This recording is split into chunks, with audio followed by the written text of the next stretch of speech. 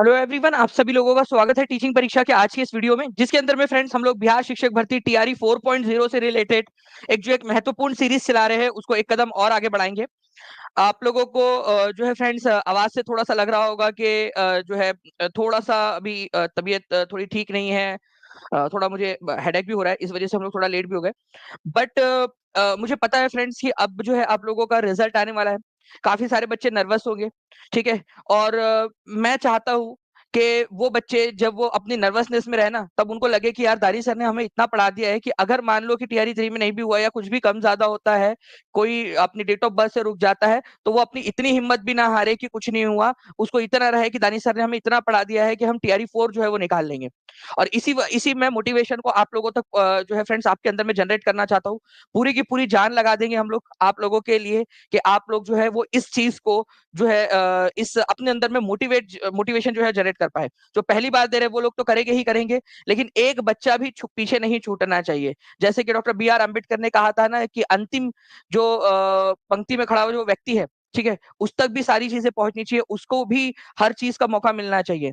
मैं भी उसी चीज में यहाँ पर मैं जो है चल रहा हूँ। चलिए फ्रेंड्स, हम लोग यहाँ पर में आगे बढ़ते हैं हमारे आज के सेशन के अंदर में। इसके अलावा फ्रेंड्स आप लोगों का 50% ऑफ है फ्रेंड्स, और आप लोग जानते हो कि आज जो है जितने भी बच्चे हैं वो लोग आज अगर आज तक ले लेते हैं, 13 तारीख है आज की, तो उनका जो 99 रुपीज वाला जो कोर्स है आपका एनसीईआरटी जो डू यू नो वाला, वो आपको मिल जाएगा फ्री ऑफ कॉस्ट। पहले क्वेश्चन की तरफ में आते हैं फ्रेंड्स, ठीक है। एक इंपॉर्टेंट वाला क्वेश्चन है, तो जल्दी जल्दी से इसका आंसर कर दीजिए। जैसे कि मैं देख पा रहा हूँ फ्रेंड्स, 850 प्लस बच्चों ने यहाँ पर मैं सेशन को लाइक भी कर दिया है। बहुत बहुत शुक्रिया आप सभी लोगों का फ्रेंड्स, ठीक है। तो देखिए, संविधान सभा के सलाहकार कौन थे, ये आप लोगों को बताना है। संविधान सभा के, तो संविधान सभा के सलाहकार कौन थे ये बता दीजिए आप सभी लोग। तो देखिए फ्रेंड्स, संविधान सभा कंस्टिट्यूएंट असेंबली, हमारी संविधान सभा जो है फ्रेंड्स 1946 में बनी थी, ठीक है। तो उसके अंदर में जो है आपको पता है कि पहले 389 मेंबर्स थे, बाद में पाकिस्तान का बंटवारा होने के बाद में 299 मेंबर्स बच गए उसमें। तो संविधान सभा का कोई एक व्यक्ति होना चाहिए जो सलाह दे, ठीक है, उसको गाइड करे, आगे बढ़ाए। तो फ्रेंड्स यहाँ पर मैं बी एन राव, ठीक है, यहाँ पोल अभी तक आया नहीं है आप लोगों के पास में फ्रेंड्स, मैं एक बार चेक करवा लेता हूँ कि बी एन राव जो है फ्रेंड्स, याद रखना है आप लोगों ने, ये क्या थे, संविधान सभा के सलाहकार थे, एडवाइजर थे, बी एन राव। ओके, तो आंसर इसका आपका ऑप्शन नंबर सी हो जाएगा। देखिए फ्रेंड्स, बी एन राव वही व्यक्ति है। एक और चीज, आप लोगों में से जितने भी मेरे प्यारे बच्चे जो पहले से देख रहे हैं लेक्चर को, ठीक है, उन लोगों को एक चीज पता होगी फ्रेंड्स कि बी एन राव जो है हमारे भारत के तरफ से इंटरनेशनल कोर्ट ऑफ जस्टिस के अंदर में जज बनने वाले पहले व्यक्ति थे, ठीक है। कितने लोगों को याद आ रहा है इंटरनेशनल कोर्ट ऑफ जस्टिस के अंदर में भारत की तरफ से पहली बार कौन गया था, ठीक है। भारत की तरफ से जो जज होते, कितने जज होते हैं इंटरनेशनल कोर्ट ऑफ जस्टिस के अंदर में, ठीक है, जल्दी से सभी लोग बताएंगे। अच्छा चलो, आज जो है फ्रेंड्स, मैं शाम में जो है ना रात में एक इंटरनेशनल कोर्ट ऑफ जस्टिस की क्लास भी ले लेता हूँ आप लोगों के लिए, ठीक है, एक छोटी सी क्लास सारे बच्चों के लिए, ताकि देखा जाए कि कितना आप लोग जो है वहां पर में पढ़ रहे हो अच्छे से, ठीक है। तो बी एन राव जो है फ्रेंड्स, ये याद रखना है आप लोगों ने, ये भारतीय संविधान सभा के सलाहकार थे। और आगे में मैं जब इंटरनेशनल कोर्ट ऑफ जस्टिस पढ़ाऊंगा तो उसमें आपको बताऊंगा भी कि ये पहले जज बने थे, ठीक है। और उसके बारे में सारी जो भी चीजें है वो भी बता दूंगा आपको, क्योंकि उसके ऊपर में फ्रेंड्स 3 बार क्वेश्चन आ चुका है अब तक आप लोगों के कौन से एग्जाम में, टीआरई के एग्जाम्स के अंदर में। डिफरेंट काराकोरम पर्वत श्रृंखला और पीर पर्वत श्रृंखला के बीच में कौन सी पर्वत श्रृंखला पाई जाती है, जल्दी बताइए। और एक बार जहां जहां शेयर कर सकते हो जल्दी से एक एक बार हर बच्चा शेयर कर देगा फ्रेंड्स, ठीक है, जल्दी से, क्योंकि आज का सेशन बहुत ही एक इंपॉर्टेंट वाला सेशन है आप लोगों के लिए, ठीक है। मैं लास्ट में आपसे कुछ क्वेश्चंस भी पूछूंगा, रिवीजन के क्वेश्चंस, जल्दी जल्दी से सभी लोग बताते जाएंगे यहाँ पर मैं।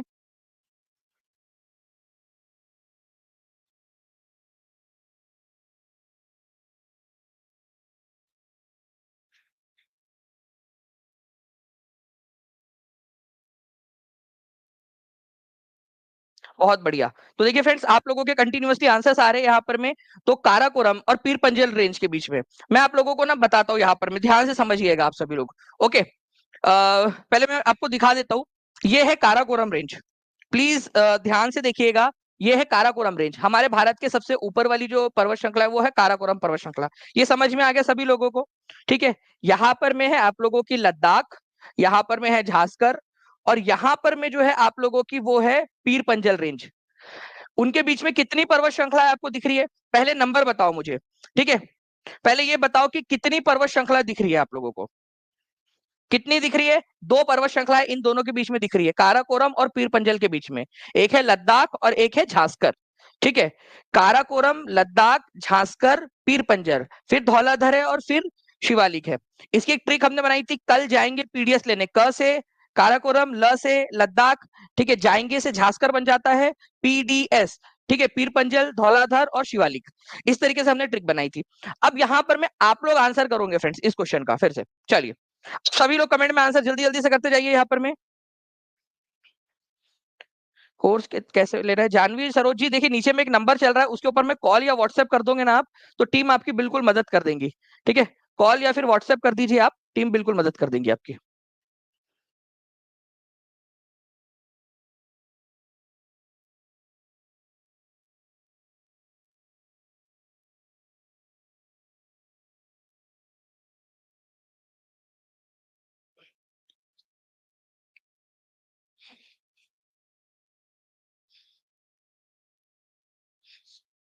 तो देखिए फ्रेंड्स, यहाँ पर मैं आंसर आप लोगों को हो जाएगा झांसकर, क्योंकि लद्दाख यहाँ दिया नहीं है, झांसकर आप लोगों का आंसर हो जाएगा।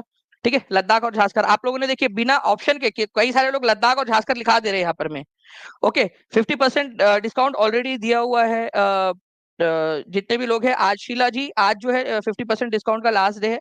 ठीक है, तो आप बिल्कुल 50% डिस्काउंट के साथ में जा सकते हो आज। ठीक है, नाउ नेक्स्ट क्वेश्चन की तरफ में आगे बढ़ते हैं हम लोग फ्रेंड्स। यहाँ पर में हमारे सत्रीय नृत्य किस राज्य से संबंधित है, ये आपको बताना है। सत्रीय नृत्य किस राज्य के साथ में संबंधित है?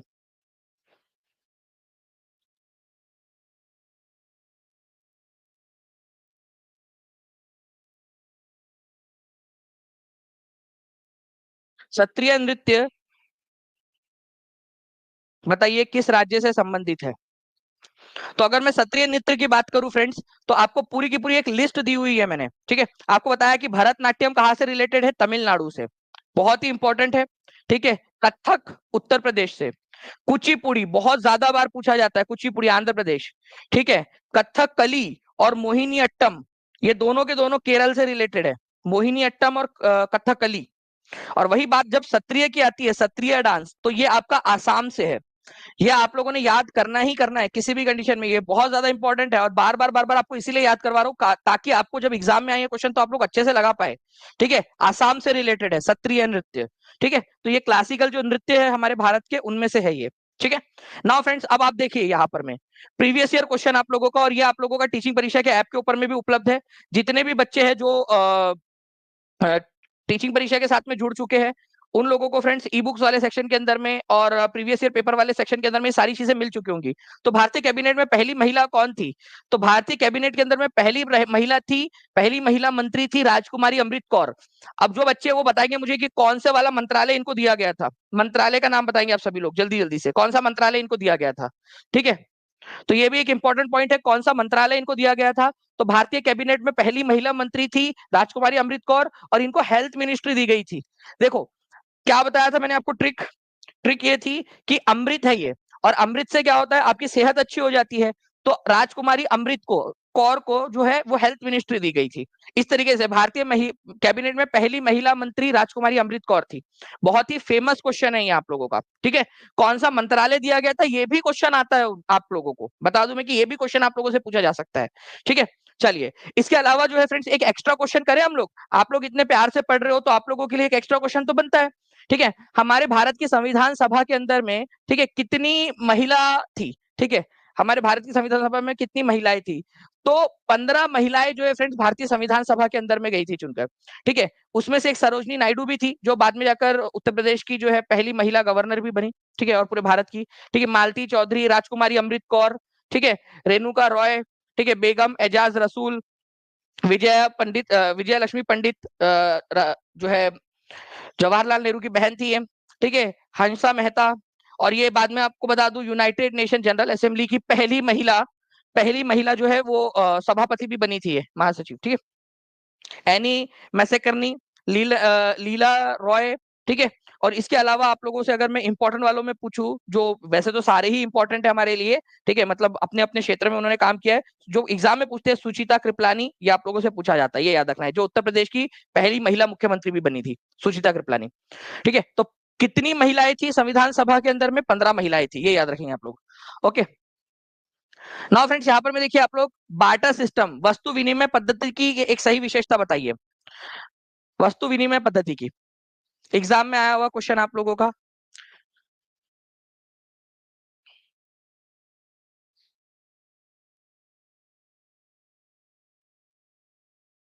जी, तो देखिए फ्रेंड्स, मैं आप लोगों को बता दूं कि जो भी ये क्वेश्चन मैं आप लोगों को पढ़ा रहा हूँ, ठीक है, ये सारे के सारे क्वेश्चंस आप लोगों के, ठीक है, मैक्सिमम एनसीईआरटी बेस्ड है और अलग अलग एग्जाम से जो पूछे गए क्वेश्चन है वो है। वस्तु विनिमय पद्धति का मतलब होता है कि मान लीजिए कि आपके पास में बहुत सारे सेब है, ठीक है, और इसके पास में एक मुर्गा है, आपको चाहिए मुर्गा, ठीक है, और इसको चाहिए सेब, तो आप अदला बदली कर लो, पैसे का इसमें कोई लेन देन नहीं है, ठीक है। आपके पास में एक ऑरेंज है, आपने इसको दे दिया, जो केला था आपने ले लिया, ठीक है, तो अदला बदली कर लिया, एक्सचेंज कर लिया, इसमें मनी इन्वॉल्व नहीं होती है आप लोगों की, ठीक है, मनी इन्वॉल्व नहीं होती है। तो it is a trade in which goods are exchange without use of money. देखो ये बहुत इंपॉर्टेंट है, without use of money, money के बिना ही आप लोग जो है, पैसे के बिना ही गुड्स को एक्सचेंज कर लेते हो। ओके, तो ये आंसर है। और आप लोगों को पता है कितने परसेंट लोगों ने आंसर किया इस क्वेश्चन का? इतना सिंपल सा क्वेश्चन था, केवल 43% लोगों ने। और ये एनसीईआरटी की डू यू नो के अंदर में दिया हुआ है, और इसीलिए आप लोगों से कह रहा हूं कि एनसीईआरटी का डू यू नो आप लोगों के लिए बहुत इंपॉर्टेंट है। जो 99 रुपीज का कोर्स है, और आप लोगों के लिए जो बच्चे पेड में, उन लोगों के लिए ऑलरेडी फ्री, पूरा का पूरा फ्री रहेगा वो, ठीक है। तो जो है फ्रेंड्स, बार्टर सिस्टम जो है वो क्या होता है? Exchanges without the mediation of money, money के बिना, ठीक है, धन की मध्यस्थता के बिना जो है वो जो आदान प्रदान होता है वो आप लोगों का है, ठीक है। चलिए, विदाउट यूज ऑफ मनी। एक आप लोगों से रिक्वेस्ट करूंगा फ्रेंड, जितने भी बच्चे हैं, अगर आपको लग रहा है कि आपके लिए मेहनत कर रहे हैं और आप लोगों के लिए सारी चीजें हैं, तो आप लोग जो है फ्रेंड्स, एक बार इस सेशन को जहां भी शेयर कर सकते हो, ठीक है, सेशन को जल्दी जल्दी से शेयर कर देंगे। 1300 के करीब बच्चों ने सेशन को लाइक कर दिया, जल्दी से सेशन को लाइक भी करते रहिए सभी लोग, चैनल को सब्सक्राइब कर लेंगे जल्दी जल्दी से सभी लोग, और हर एक जगह पे फैला दीजिए सेशन को। नाउ फ्रेंड्स, देखिए, प्रार्थना समाज, इस पर क्वेश्चन आप लोगों का जीएस में पूछे जाने की बहुत अधिक संभावना है। प्रार्थना समाज ने कौन सा वाला अपना जो है वो न्यूज़पेपर स्टार्ट किया था, ठीक है। पहली बात तो आप लोगों को थोड़ा सा जो है फ्रेंड्स पता होना चाहिए प्रार्थना समाज इसके बारे में भी, ठीक है।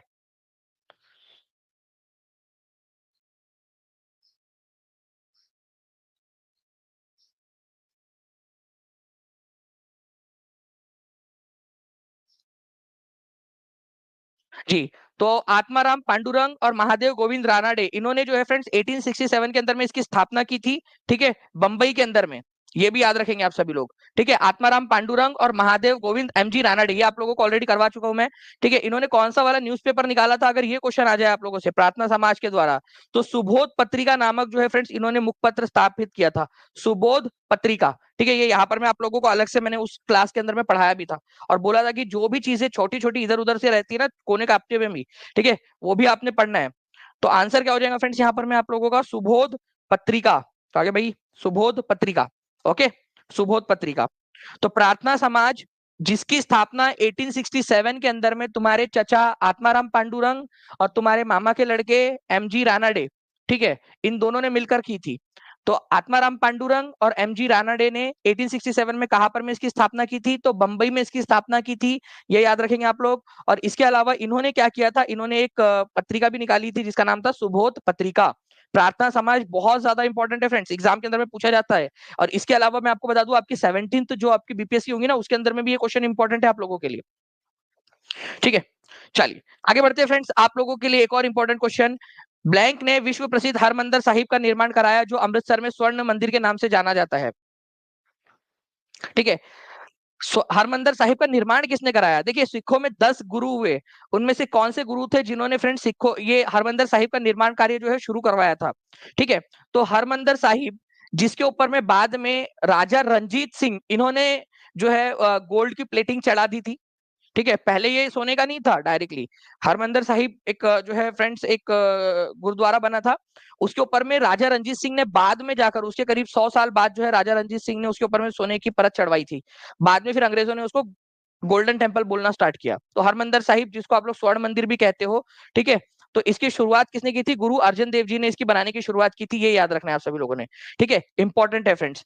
गुरु अर्जन देव जी के बारे में एक चीज याद रखना है आप लोगों ने, गुरु अर्जन देव जी वही है जिनको जो है जहांगीर ने, ठीक है, मरवा दिया था, ठीक है। दो सिख गुरु है जिनको मुगलों ने मरवा दिया था, एक थे गुरु अर्जन देव जी और दूसरे थे गुरु तेग बहादुर जी, ठीक है। तो गुरु अर्जन देव जी को मरवा दिया था, तो ये आप लोग थोड़ा याद रखोगे।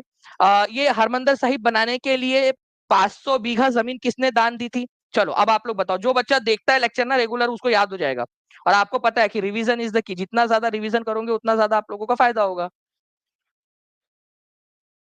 बताइए जल्दी जल्दी से।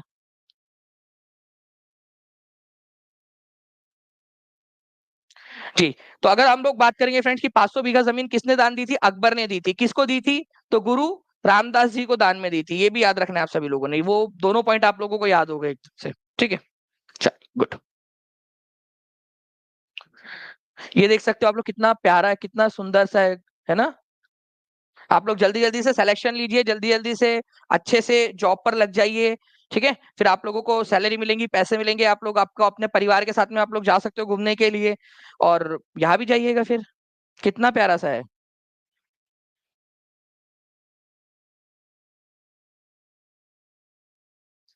चलिए, नाउ फ्रेंड्स नेक्स्ट एक बहुत ही इंपॉर्टेंट क्वेश्चन। अब ये क्वेश्चन जो है एकदम ध्यान से सारे बच्चों की जो है यहाँ पर मैं एकदम एकदम टाइट बैठ जाओ, एकदम सारे के सारे बच्चे एकदम, और कोई अभी बिल्कुल हिलेगा नहीं इस क्वेश्चन का आंसर किए बिना। ये क्वेश्चन का आंसर करो, मैं आप लोगों को एक बता रहा हूँ चीज, बहुत ही इंपॉर्टेंट वाली चीज। इस क्वेश्चन का आंसर करेंगे आप लोग। Who is refer to as soul. ठीक है, प्राचीन रोमन कथाओं में सोल किसे कहा जाता था, चंद्रमा के देवता को, सूर्य देवता को, युद्ध के देवता को, किसको कहा जाता था सोल, जल्दी। सभी बच्चे करेंगे आंसर यहाँ पर में, बहुत इंपॉर्टेंट पॉइंट है, और एक भी बच्चा यहाँ से हिलेगा नहीं अभी। देखिए फ्रेंड्स, मैं आप लोगों को जो बता रहा हूं ना कि ये इस प्रकार के जो क्वेश्चन बनते हैं, आप लोगों ने अगर एनसीईआरटी पढ़ी है, जिन भी बच्चों ने, उनको पता होगा कि बहुत सारे डू यू नो और फैक्ट्स मैप्स इस तरीके से दिए हुए हैं आप लोगों के एनसीईआरटी के अंदर में। ठीक है, इस क्वेश्चन को आप लोग देखिए, ये डू यू नो, एनसीईआरटी का डू यू नो जो मैं आप लोगों को करवाने वाला हूं आप लोगों को आपके कोर्स के अंदर में। ठीक है, एनसीईआरटी का पूरा डू यू नो के अंदर में दिया हुआ है सोल इन रोमन माइथोलॉजी। ठीक है, पौराणिक रोमन कथाओं के अंदर में सोल जो है वो क्या है, ठीक है, सोल जो है वो सूर्य का देवता है, और सौर शब्द से, ठीक है, वही सोल से ही बना है आप लोगों का, सोल से ही सोलर बना है आपका, सोल से सोल सूर्य देवता है, सन गॉड है, उसी से बना है सूलर, सूर्य जिसका मतलब होता है रिलेटेड टू सन। ठीक है, सूरज से रिलेटेड। और ये जितनी भी चीजें होती है आप लोगों की, वो सोलर सोलर सिस्टम में जितनी भी है वो सन से रिलेटेड है, सन के आसपास में घूम रही है।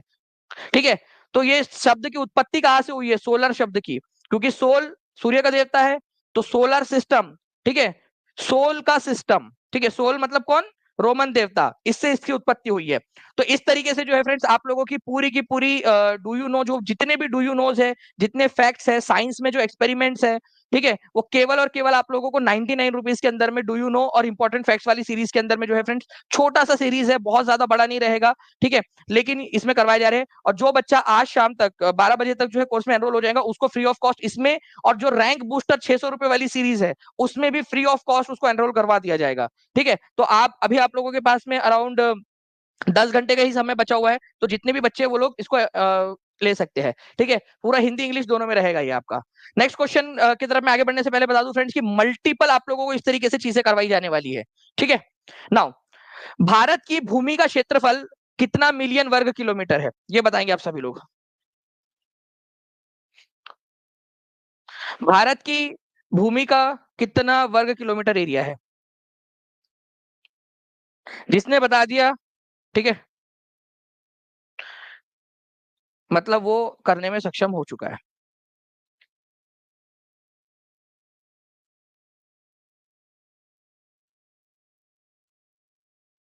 70% लोगों ने आंसर किया है, और उसके ऊपर में मुझे गाना याद आता है कि अगर मैं कहूँ कि आप सभी का आंसर गलत है तो तुम क्या कहोगे। ठीक है, चलिए, तो देखिए फ्रेंड्स, मैं आप लोगों को बताना चाहता हूँ थोड़ा सा। ठीक है, अगर मैं भारत की बात करूँ तो आप लोगों को बताना है कि ये पूरा जो भारत है इसके अंदर में कितना जो है मिलियन किलोमीटर का हमारा एरिया है। ठीक है, अब देखो हमारे भारत का एरिया कितना है, ठीक है, 32,87,263 स्क्वायर किलोमीटर। ठीक है, 32 लाख, ठीक है, 87,267 स्क्वायर किलोमीटर। ये सभी लोग याद करो, पहले ये नंबर लिखो, पहले ये एनसीईआरटी में दिया हुआ है डेटा, एनसीईआरटी में एनसीईआरटी में दिया हुआ है। ओके, याद कर लिया। अभी देखो मैं अभी आपको कन्वर्ट करके बताता हूँ इसको, ये स्क्वायर किलोमीटर में है, अभी मिलियन में बताना है आप लोगों ने ना, मिलियन स्क्वायर किलोमीटर में। ठीक है, अब देखो लाख में है ये। आपको एक चीज पता है, 10 लाख का मतलब होता है 1 मिलियन। 1 मिलियन। कितने लोगों को पता है ये बात, हाथ ऊपर करके बता दीजिए। तो 20 लाख का मतलब हो जाएगा 2 मिलियन, ठीक है। 30 लाख का मतलब हो जाएगा 3 मिलियन। इतना प्यार से आप लोगों को धीरे धीरे पढ़ा रहा हूं मैं, एक बच्चों की तरह, ठीक है। 3 मिलियन। तो यहां पर में जो 32 लाख है आपके, ठीक है, क्या हम उनको जो है 32 लाख को 3.2 मिलियन लिख सकते हैं? 3.2 मिलियन, 3.2 मिलियन ऐसा लिख सकते हैं हम लोग, 3.2 मिलियन, ठीक है। ये 30 लाख था, उसको 3 मिलियन, और ये जो 28,000 जो 2,88,000 है, मतलब 3 लाख के करीब और ज्यादा जो है, ठीक है, उसको हम लोगों ने 2 मिलियन लिख दिया यहाँ पर में, ठीक है। अगर हमें और ज्यादा आगे में एक्सटेंड करना है तो 3.287, ठीक है, मिलियन, मिलियन स्क्वायर किलोमीटर लिख सकते हैं हम लोग, स्क्वायर किलोमीटर, ठीक है, मिलियन स्क्वायर किलोमीटर। तो हमने क्या किया, 32 लाख को 3.2 मिलियन लिख दिया है। बस इतनी सी बात है और कुछ भी नहीं है, क्योंकि 30 लाख का मतलब 3 मिलियन होता है, तो 32 लाख का 3.2 मिलियन हो जाएगा। सिंपल सी बात है, कितना सिंपल है ना। आगे में इसके ऊपर में बेस्ट क्वेश्चन भी आने वाला है आप लोगों का, ध्यान से समझिए आप सभी लोग। तो इसको बहुत ही अच्छे से आप लोग देखिए इस पॉइंट को,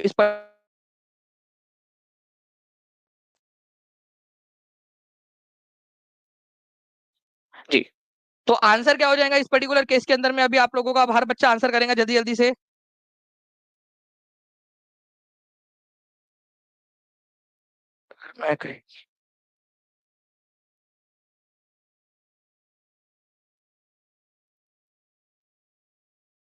अतुल कुमार निधि जी, उसका आगे का नहीं पता मेरे को लाइन उसकी उस गाने के आगे की लाइन क्या है फिर।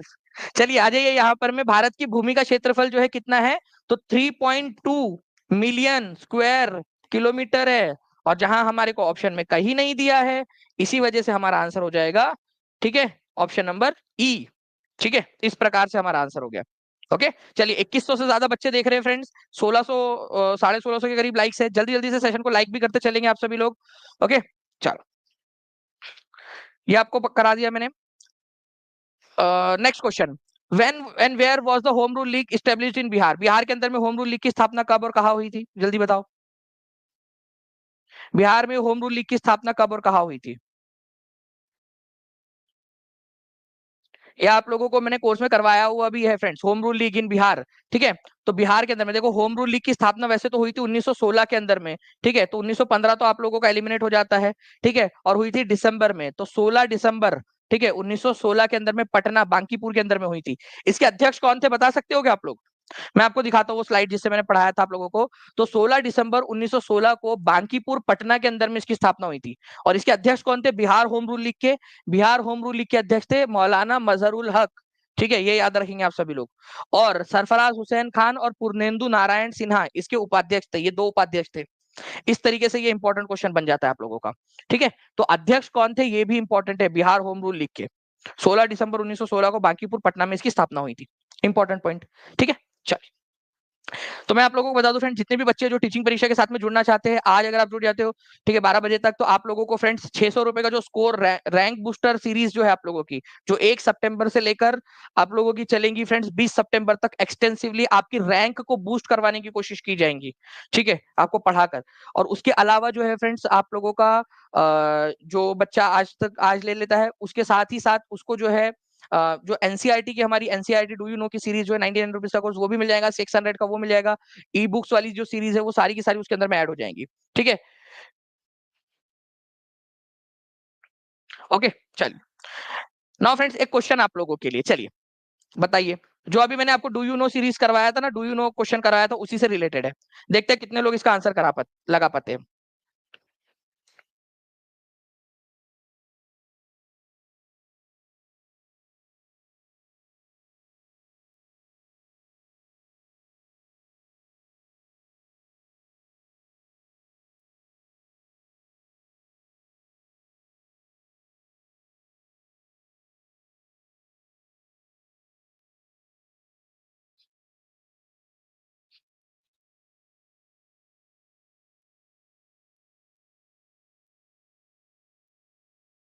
चलिए, तो आप लोगों ने फ्रेंड्स, सभी लोगों ने यहाँ पर में आंसर्स जो है वो लगा दिए हैं। बहुत बढ़िया।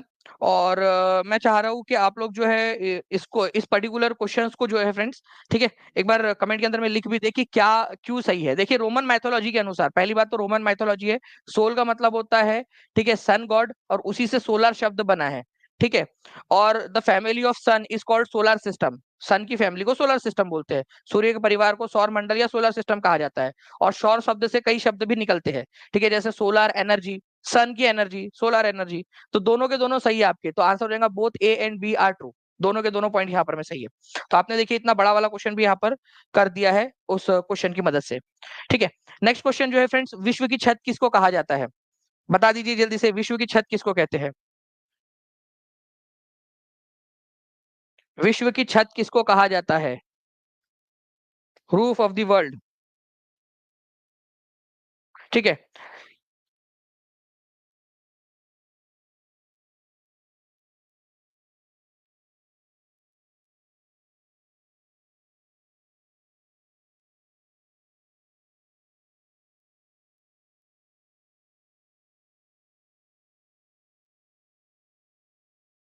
तो आप लोगों का जो है फ्रेंड्स, विश्व की छत किसको कहा जाता है? विश्व की छत कहा जाता है आप लोगों का, इनमें से देखिए मैंने आपको बताया था कि दो आप लोगों को जो है वो प्रेफरेंस देने हैं, ठीक है। सबसे पहला प्रेफरेंस देना है तिब्बत के पठार को, तिब्बत का पठार जो है आप लोगों को, उसको पहला प्रेफरेंस आप लोगों को देना है, ठीक है। और उसके बाद में जो है फ्रेंड्स, दूसरा प्रेफरेंस जो आप लोगों को देना है वो देना है पामीर का, पामीर की गांठ या पामीर प्लेट्यू जो है, पामीर की गांठ या पामीर का पठार जिसको कहा जाता है उसको, ठीक है। तो यहाँ पामीर का पठार दिया है ना, तिब्बत का पठार नहीं दिया, लेकिन पामीर का पठार या पामीर की गांठ, पामीर नॉट तो दिया हुआ है, तो पामीर की नॉट को लगाएंगे। तो ध्यान से समझिए आप सभी लोग, ठीक है। पहला प्रेफरेंस देंगे आप ये तिब्बत के पठार को, ठीक है। पहला प्रेफरेंस, अगर दोनों रहे तो पहला प्रेफरेंस रहेगा तिब्बत का पठार।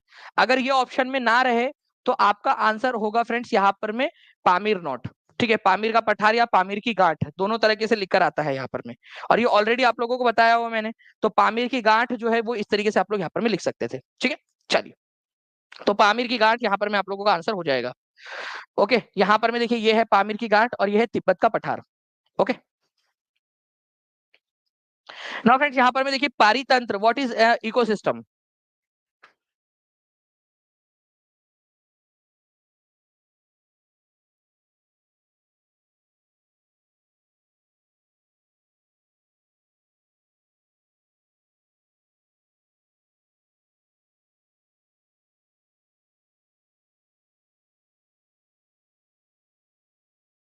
पारितंत्र क्या है? What is ecosystem? इकोसिस्टम, ठीक है।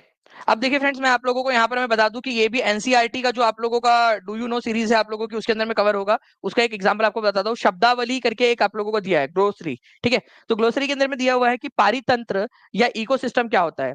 ये एक ऐसा तंत्र है जिसमें समस्त जीवधारी, चाहे वो पेड़ हो चाहे वो जीव हो, पेड़ पौधे जीव, ठीक है, जो आपके सारे के सारे जीवधारी, पेड़ पौधों को भी इसी में गिना है, ठीक है, आपस में एक दूसरे के साथ, ठीक है, तथा एक दूसरे के साथ में भी निर्भर होते हैं, तथा पर्यावरण के उन भौतिक और रासायनिक कारकों के साथ में भी क्रिया करते हैं। मतलब अपने पर्यावरण पे भी निर्भर रहते हैं और एक दूसरे पे भी निर्भर रहते हैं, ठीक है। और वो अपनी ऊर्जा का और जो पदार्थ है उसका आदान प्रदान करते हैं एक दूसरे के साथ में, ठीक है।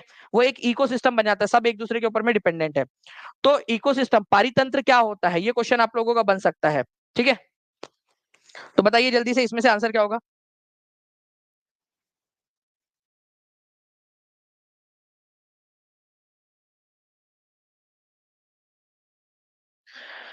ठीक है, चलिए, तो आंसर जो है फ्रेंड्स आप लोगों को हो जाएगा ऑप्शन नंबर ए। और एक और बात आप लोगों को याद रखना है कि पारितंत्र या इकोसिस्टम की जो डेफिनेशन है वो किसने दी थी, तो वो टेंसले ने दी थी, ठीक है, टेंसले। अगर कभी अगर आप लोगों से पूछ ले कि किसने दी थी, तो टेंसले, ठीक है, टेंसले ने इसकी डेफिनेशन दी थी इकोसिस्टम की सबसे पहले 1935 के अंदर में। ये आप देख सकते हो एनसीईआरटी के अंदर में आप लोगों को दिया हुआ है इकोसिस्टम। और आपको मैं थोड़ा सा और अच्छे से समझाने की कोशिश करता हूँ, अगर किसी को नहीं समझ में आया तो। ये मान लीजिए कि एक लिविंग ऑर्गेनिज्म है, अब ये पेड़ भी हो सकता है, कोई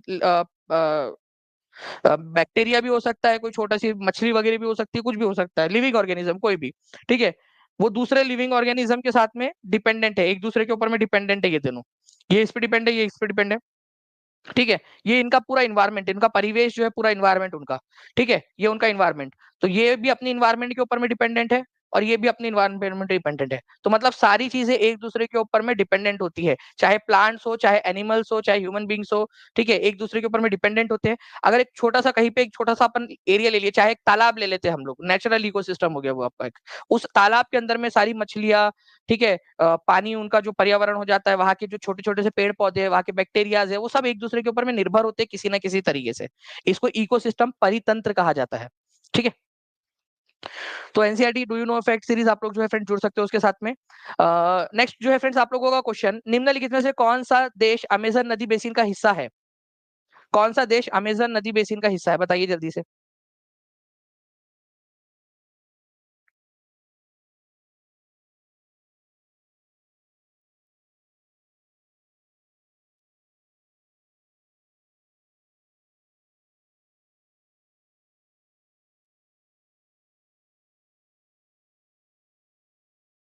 इनमें से कौन सा देश अमेजन नदी बेसिन का हिस्सा है? ठीक है, तो अर्जेंटीना, चिली, वेनेजुएला। तो आप लोग जो है ना फ्रेंड्स इसको समझने की कोशिश कीजिए। वैसे हम लोग इसको भी करेंगे क्योंकि जो छोटे छोटे से मैप्स होते हैं आप लोगों के डू यू नो सीरीज के अंदर में हम उसको भी करेंगे।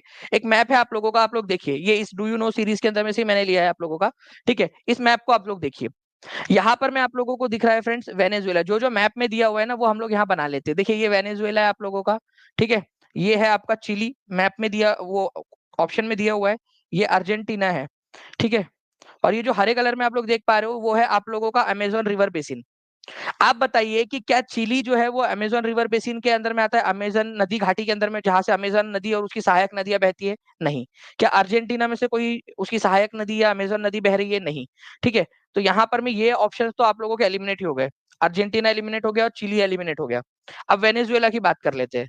तो देखिए फ्रेंड्स यहाँ पर मैं वेनेजुएला को अगर मैं आपको दिखाऊं, तो आप देखोगे थोड़ा सा अगर हम जूम करें तो वेनेजुएला के अंदर में कुछ हिस्सा आता है इसका, ये यहाँ से आप देख सकते हो, अमेजन रिवर बेसिन का कुछ हिस्सा अमेजन रिवर बेसिन का वेनेजुएला में आता है। खुद खुद देख लीजिए आप लोग, और जूम करना है तो और जूम भी हम लोग यहाँ पर में कर सकते हैं इसको, ठीक है। ये लीजिए, और जूम कर देता हूँ मैं वेनेजुएला के अंदर में, और जूम करना है और जूम कर दिया, लीजिए आप लोग, ठीक है। पूरा फोकस करना है, पूरा फोकस देख लीजिए आप लोग, ठीक है। ये अमेजोन बेसिन, ठीक है, और ये है आपका वेनेजुएला, और आप खुद देख लीजिए इसको, ठीक है। दिख रहा है आप लोगों को यहाँ पर में, ठीक है। अब आप लोग थोड़ा सा जो जूम बचा हुआ होगा वो आप अपने तरफ से भी कर सकते हो, और मोबाइल में सब पिंच आउट करके, ठीक है। तो यहाँ पर मैं वेनेजुएला के अंदर में भी है, ये आप लोगों का एनसीईआरटी में दिया हुआ था डायरेक्टली, आप देख लिया आप लोगों ने, ठीक है।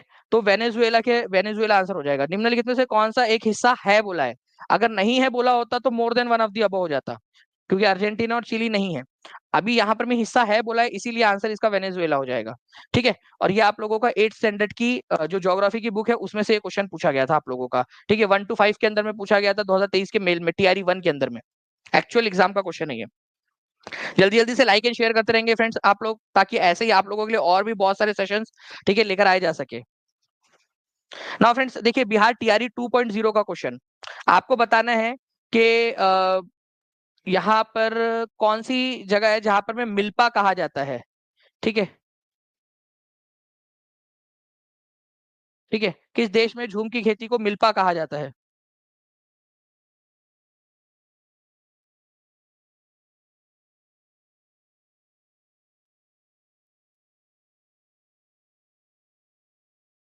जी, तो आंसर क्या हो जाएगा फ्रेंड्स, मिल्पा कहाँ पर में कहा जाता है?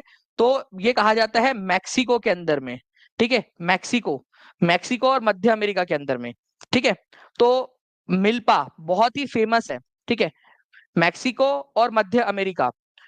यहाँ पर मैं आप लोग देखिए फ्रेंड्स, ये आप लोगों का साउथ अमेरिका है, इसके थोड़ा सा ऊपर अगर आप जाओगे ना नॉर्थ अमेरिका की तरफ में, वहां पर में आपको मैक्सिको मिलेगा, मैक्सिको और मध्य अमेरिका। तो वहां पर मैं आप लोगों को जो है ये जो झूम की खेती होती है, जहां पर में पेड़ों की कटाई कर दी जाती है फिर दूसरे पेड़ उगते हैं, ठीक है, इस तरीके का जो सिस्टम होता है उसको मिल्पा कहते हैं। हमारे भारत में उसको झूम की खेती, कुमारी, पूनम, बेवार, पेंडा, पोड़ू, ठीक है, अलग अलग नाम से जाना जाता है, ठीक है। कुरुआ, चलो बता दो कुरुआ कौन से राज्य में बोलते हैं कुरुआ? आपको बोला था ना मैंने कि कभी भी पूछूंगा मैं आप लोगों से। पूनम कौन से राज्य में बोलते हैं ये बता दीजिए आप लोग, पूनम, ठीक है, ये बता दीजिए। बेवार कौन से राज्य में बोलते हैं? बेवार, ठीक है, ये बता देंगे आप लोग। पेंडा एंड पोडू ये कहाँ बोलते हैं ये भी बता देंगे आप सभी लोग, ठीक है। जल्दी जल्दी से कोशिश करिए आप लोग, आपको मैंने बताया हुआ है ये सारा का सारा। वेरी गुड फ्रेंड्स, ठीक है। कुरुआ जो है ये झारखंड में बोला जाता है, झारखंड के अंदर में, ठीक है। पूनम जो है ये केरला, पूनम और कुमारी, ठीक है, केरला के अंदर में बोलते हैं, केरला और हिमालय वाले साइड के अंदर में, ठीक है। जो वेस्टर्न सॉरी वेस्टर्न घाट के अंदर में, वेस्टर्न घाट, हिमालय नहीं है, वेस्टर्न घाट जो है आप लोगों को वहां पर में बोला जाता है। ये जो ये हमारा भारत है, मान लीजिए ये वेस्टर्न घाट है, उसका नीचे वाला हिस्सा, ठीक है। बेवार मध्य प्रदेश के अंदर में बोला जाता है। पेंडा और पोडू आंध्र प्रदेश के अंदर में बोलते हैं, ठीक है। तो इस तरीके से आप लोग कर सकते थे इसको। नाउ फ्रेंड्स देखिए, अर्जेंटीना में स्थित घास के मैदान का नाम क्या है? अर्जेंटीना में स्थित घास के मैदान का नाम क्या है? अब ये भी आप लोगों को मैं बता दूं, आप लोगों की डू यू नो सीरीज का ही एक जो है ना भाग है। आप देखिए, डू यू नो सीरीज का, ठीक है। अर्जेंटीना में स्थित घास के मैदान को क्या बोलते हैं आप लोग? पंपास बोलते हो, ठीक है, पुस्तस बोलते हो, प्रेरी बोलते हो, वेल्ड बोलते हो, क्या बोलते हो? देखिए फ्रेंड्स, यहाँ पर मैं अगर मैं दिखाऊं आपको, तो डू यू नो के अंदर में यहाँ दिया हुआ है कि ट्रॉपिकल घास के मैदान, या जिसको उष्णकटिबंधीय घास के मैदान बोलते हैं, वो है आपके 3 एग्जाम्पल दिए एनसीईआरटी में। सवाना पूर्वी अफ्रीका के अंदर में, कंपोज ब्राजील में, लानोस वेनेजुएला के अंदर में, ठीक है, ये हो गया आपका। अब शीतोष्ण जो आपके कटिबंधीय घास के मैदान है, मतलब ट्रॉपिकल घास के मैदान, उनके एग्जाम्पल भी आपको दिए गए हैं। अर्जेंटीना में पंपास, ठीक है, उत्तरी अमेरिका में प्रेरी, ठीक है, दक्षिणी अफ्रीका के अंदर में वेल्ड, ठीक है, आप लोगों का मध्य एशिया के अंदर में स्टेपी, और नीचे में जो है फ्रेंड्स आपको बता दूं मैं कि ऑस्ट्रेलिया के अंदर में बोला जाता है डाउन। ऑस्ट्रेलिया के अंदर में बोला जाता है डाउन, ठीक है, डाउन। ये यहाँ पर मैं अगर आप लोगों को दिख रहा हो, ठीक है, तो ऑस्ट्रेलिया के अंदर में इसको बोला जाता है डाउन। ओके, तो डाउन। तो ये आप लोगों को सारी की सारी चीजें जो है वो क्वेश्चंस की मदद से भी याद करनी है, ठीक है। अगर मैं यहाँ पर मैं एक कोशिश करूं यहाँ पर मैं हमारे छुटकू की मदद से एक क्वेश्चन बनाने की, देखते क्या वो बना पाता है हमारे लिए, ठीक है। अच्छा, यहाँ पर मैं वो उसको इनफ कंटेंट नहीं मिल रहा है यहाँ पर मैं, ठीक है, क्योंकि हम लोगों ने एक इमेज लगाई हुई है। तो आंसर यहाँ पर में हो जाएगा फ्रेंड्स पंपास, ठीक है।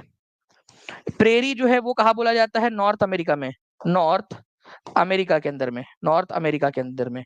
वेल्ड कहा जाता है साउथ अफ्रीका में, साउथ अफ्रीका में, ठीक है, साउथ अफ्रीका के अंदर में। ओके, तो वेल्ड कहा जाता है साउथ अफ्रीका के अंदर में, ये भी याद रखना है आप लोगों ने, ठीक है। नाउ देखिए फ्रेंड्स, एपिहिलियन और जो है पेरीहिलियन से रिलेटेड क्वेश्चन इस बार आया एग्जाम के अंदर में आप लोगों के, ठीक है। ये क्वेश्चन मैं आप लोगों को कल जो है उसका जो आपका एग्जाम में क्वेश्चन आया था टीआरई 3 के अंदर में वो करवाऊंगा। आज मैं आप लोगों को उसकी प्रैक्टिस करवा देता हूँ, ताकि आप लोगों की कल तक प्रैक्टिस हो जाए। देखिए यहाँ पर मैं बोला गया, वह कौन सा दिन है जब पृथ्वी सूर्य से सबसे अधिक दूरी पर होती है, जिसे एपिहेलियन कहा जाता है? तो सबसे अधिक दूरी पर जब पृथ्वी होती है सूरज से, ठीक है, तो उसको क्या कहा जाता है? देखिए ये वाला समय, ये वाला समय जब पृथ्वी सबसे दूरी पर होती है, तो उसको क्या बोलते हैं? उसको एपिहीलियन कहते हैं, ठीक है।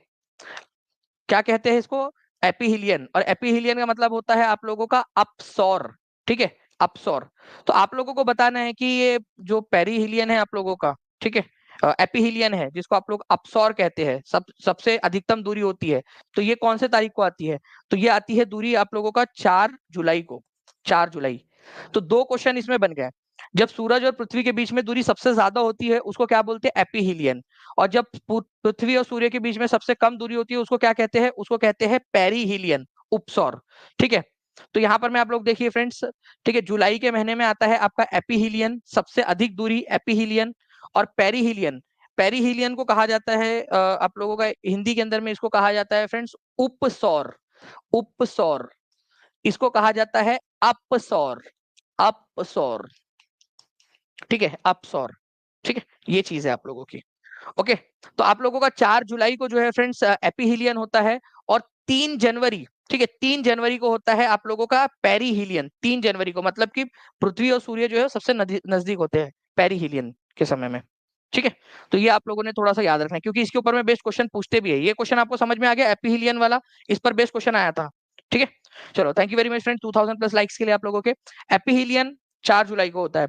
नेक्स्ट क्वेश्चन की तरफ में आगे बढ़ते हैं। एपिहीलियन, पेरीहीलियन, ठीक है।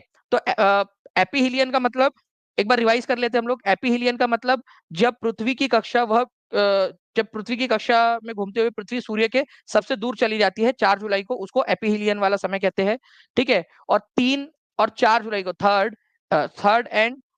और फोर्थ जनवरी के बीच में, ठीक है, ये आता है पेरीहीलियन। वैसे ज्यादातर जगह पे आपको 3 जनवरी जो है फ्रेंड्स मिलेगा, ओके।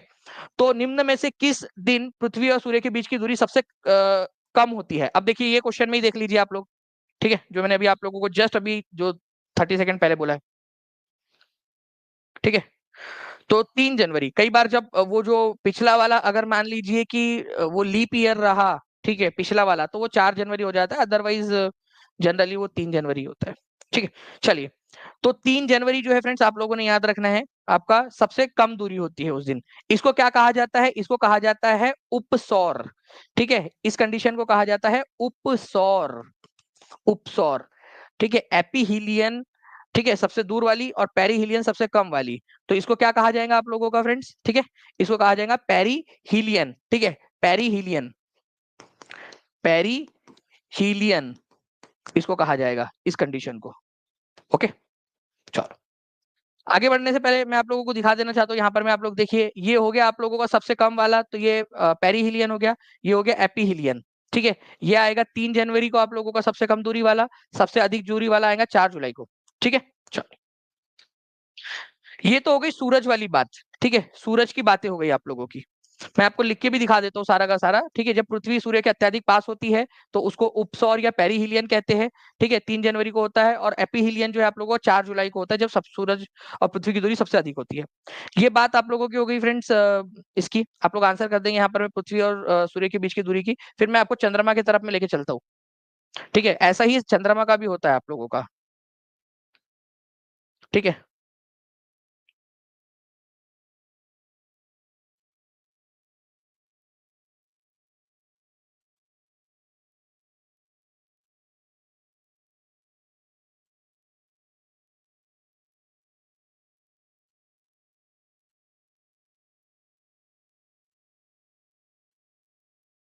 ठीक है, तो देखिए फ्रेंड्स, यहाँ पर मैं क्या है आप लोगों का आंसर आप लोगों ने लगा दिया है। अब एक चीज है पृथ्वी और चंद्रमा की, जैसे चंद्रमा पृथ्वी और सूरज का था ना, वैसे ही पृथ्वी और चंद्रमा का भी होता है।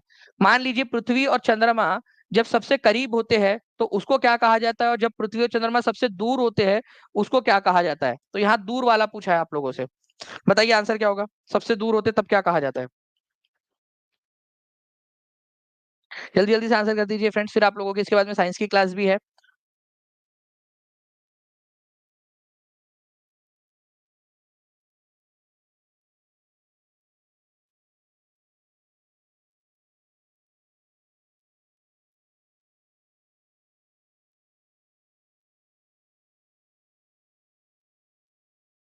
जी, तो देखिए अगर हम लोग बात करेंगे पृथ्वी और चंद्रमा के बीच की न्यूनतम दूरी को क्या कहा जाता है, तो उसको कहा जाता है फ्रेंड्स आप लोगों का पेरिगी, ठीक है, उपभू कहा जाता है उसको, उपभू। देखो ध्यान से समझना आप लोग, ठीक है। सबसे पास में, अगर ये पास है, बहुत ज्यादा पास है चंद्रमा, ठीक है, तो वो आपकी स्थिति बन जाएगी भू समीपक या उपभू की स्थिति बन जाएगी। और अगर मान लीजिए वो दूर है तो अपभू बन जाएगा, ठीक है, अपभू, एपोगी उसको बोला जाएगा। तो मान लीजिए कि आपकी मैडम है, ठीक है, और वो जो है वो अभी मायके से वापस आ गई है, तो बोलना, मतलब उसको, अगर वो, उसने भी दानी सर की क्लास देखी है, उसने भी मेरी क्लास देखी, आप दोनों जो है मिलकर मेरी क्लास देखते थे, ठीक है, अच्छे से। तो उसको बोल देना कि आज जो है वो अपभू वाली, उपभू वाली स्थिति बन गई है, ठीक है, ओके। आज जो है वो उपभू वाली स्थिति बन गई, वो समझ जाएंगे कि चांद पास आ गया है, ओके। फिर जब वो चली गई, ठीक है, मायके, तो बोलना यार आज जो है ना अपभू या एपोगी वाली स्थिति लग रही है मुझे, ठीक है।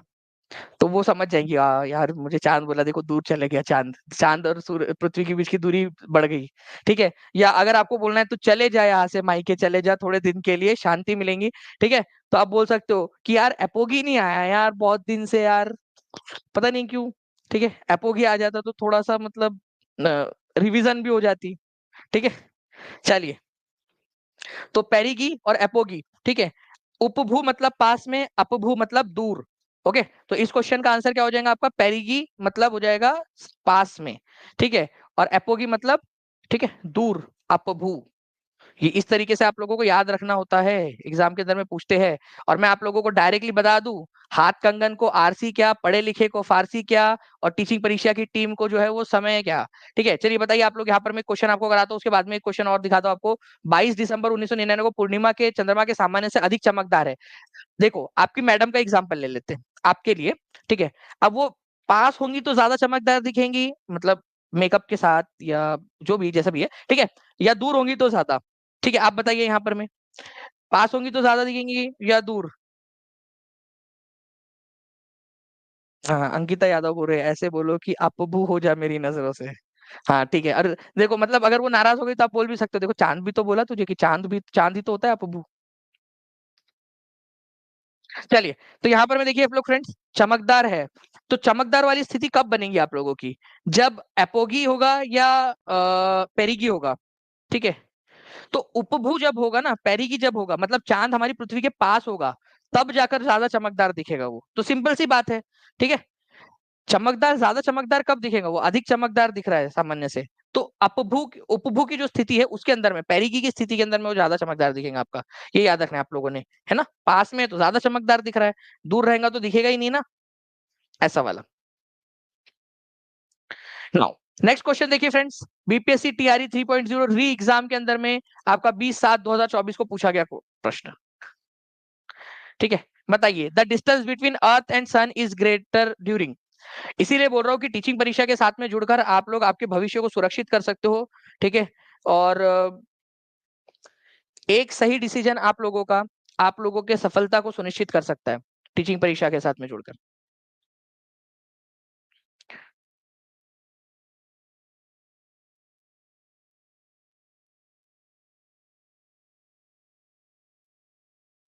ये सन वाला है आप लोगों का। ठीक है। तो पृथ्वी और सूर्य के बीच की अधिकतम दूरी कितनी होती है आप लोग? जब दूरी अधिकतम होती है तो उसको क्या बोला जाता है? तो उसको उपसौर कहा जाता है, एपीहिलियन कहा जाता है।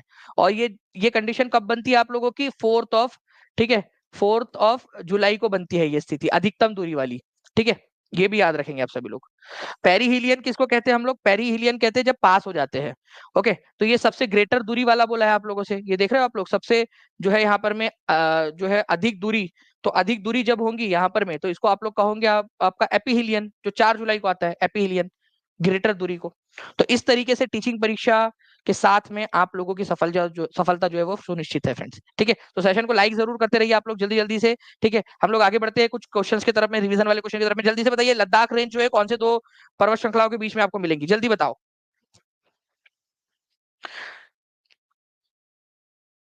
लद्दाख रेंज कौन से दो पर्वत श्रृंखलाओं के बीच में पड़ती है?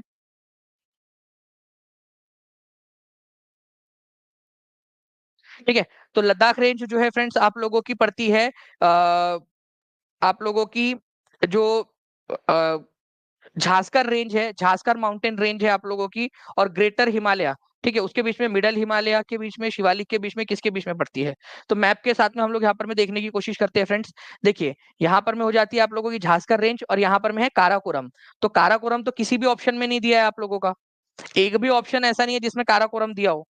ठीक है। तो काराकोरम एक भी ऑप्शन में नहीं दिया था आप लोगों के। ठीक है। तो इसी वजह से आपका आंसर हो जाएगा ऑप्शन नंबर डी। ठीक है, नन ऑफ दी अबव, क्योंकि काराकोरम दिया ही नहीं है यहाँ पर में ऑप्शन के अंदर में। आपको पता है कि लद्दाख की जो रेंज है आप लोगों की, वो झांसकर रेंज और काराकोरम रेंज के बीच में होती है आप लोगों की। ठीक है। चलिए, अच्छा चलो, अब इसी क्वेश्चन को मैं एक्सटेंड करता हूँ। आप लोगों ने जी भर के देख लिया इस इमेज को? ठीक है। ओके। देखिए फ्रेंड्स, यहाँ पर मैं अगर मैं बात करूं आप लोगों से, काराकोरम पर्वत श्रृंखला और पीर पंजल पर्वत श्रृंखला के बीच में कौन सी दो पर्वत श्रृंखलाएं आती है? ये बता दीजिए आप लोग जल्दी जल्दी से। 2178 लाइक्स हो चुके हैं फ्रेंड्स, केवल 22 लाइक दूर है हम लोग 2200 से। जल्दी जल्दी से आप लोग लाइक भी करते रहेंगे सेशन को।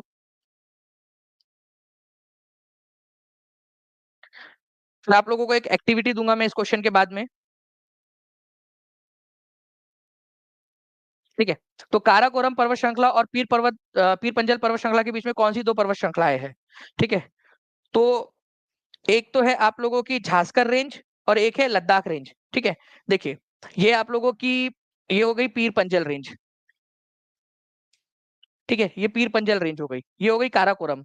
तो इसके बीच में एक तो हो गई लद्दाख, और एक हो गई झांसकर, है ना? तो लद्दाख और झांसकर या लद्दाख, आप कुछ भी बोल दीजिए उसको, तो आंसर आप लोगों को हो जाएगा ऑप्शन नंबर डी।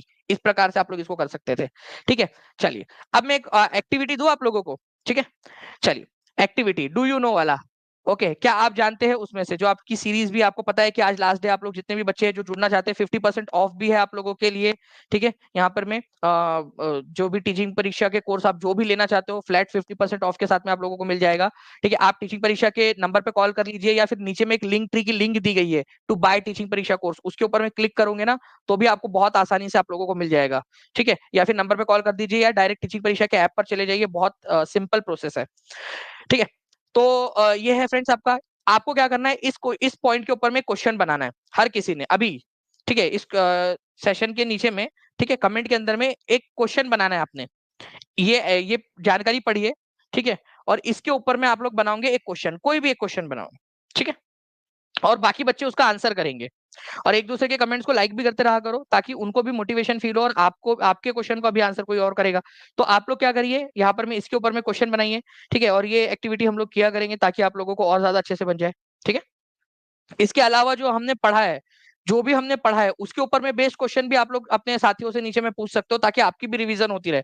जब जब वो आंसर करेंगे तब तक आप लोगों की रिवीजन होती रहेंगी नोटिफिकेशन के माध्यम से, है ना। तो आप लोग नीचे में कमेंट करके इसका बनाना। अभी जो है साइंस की क्लास है, और इसके अलावा मैं आपको बता दूं जितने भी बच्चे हैं फ्रेंड्स इंडिपेंडेंस डे सेल के ऊपर में, ठीक है, टीचिंग परीक्षा के साथ में जुड़ सकते हैं, अपने दोस्तों को बता सकते हैं, अपने रिश्तेदारों को बता सकते हैं, ताकि आप लोग सभी लोग जो है बेहतर तैयारी की तरफ में आगे बढ़ सके। ओके, चलो thank you very much friends. साथ ही साथ मैं आपको बता दूं कि आज जितने भी बच्चे ले लेंगे उन लोगों को जो है फ्रेंड्स रैंक बूस्टर सीरीज और जो ये NCERT do you know series है वो आप लोगों को इसके अंदर में मिल जाएंगी। ठीक है, और रैंक बूस्टर सीरीज हम 1 सितंबर से लेकर जो है 20 सितंबर के बीच में करने वाले हैं। बड़ी एक सीरीज रहेंगी हमारी जिसके अंदर में हम लोग आपकी रैंक के ऊपर में फोकस करेंगे मेनली, कि कैसे जो है वो ज्यादा से ज्यादा बच्चों को टॉप रैंक के अंदर में लाया जा सकता है। ठीक है, चलो thank you very much friends, take care and bye, God bless you all, thank you very much, thank you. Science की क्लास है, आप लोग साइंस की क्लास भी देख सकते हो।